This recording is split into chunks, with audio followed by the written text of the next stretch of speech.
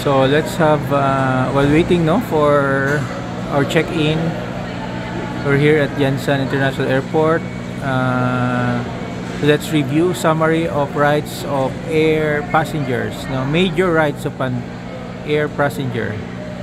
Number 1, the right to be provided with accurate information before purchase. Yung transparency, tama yan, no?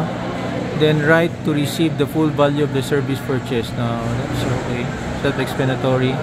Then right to compensation. Totoo kaya to? Then right to receive the full value of the service purchase. No, ito yung explanation nila. Right to be processed for check-in. Okay? A passenger shall not be considered late or no-show and shall not be denied check-in if he or she is within the air carrier's cordon or other designated check-in area at least 1 hour. No, tama to.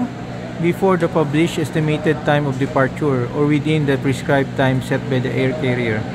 So if you're within the air carrier's cordon or other designated check-in area, no, so you have the right to be processed. Ito nangyayari sa akin sa Cebu Pacific, no, sa Clark. Nasa within the cordon area, tapos hindi kami pinasakay. At hindi ditong Cebu Pacific. No, right to sufficient processing time.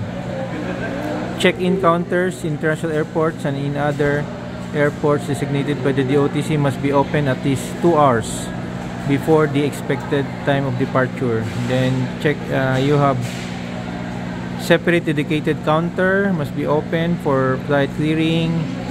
There must be at least 1 check-in counter. Then right to board aircraft for the purpose of flight. No, general rule: a passenger cannot be denied the right to board the aircraft without his consent. Right to compensation. Yan. Tingnan natin yung right to compensation, no? Yan. Okay? So these are the air rights, no? Kinuha ko yung right to compensation. Right pala yung violation ko yung ginawa sa atin, no? Yung within the check-in area na kami pag hindi pa kami pinasakay sa Clark ba. Dito namin sa sulod naka-check-in namin pagkatapos wala may pa sulod sa violation. Ito siya. Nakita natin advertisement ba.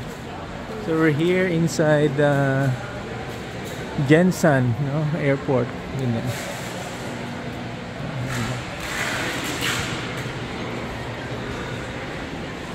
Paano may pasok yan? There's land bank na ATM kalabit na here. Pabalik kami will be... We have 1 hour pa ba?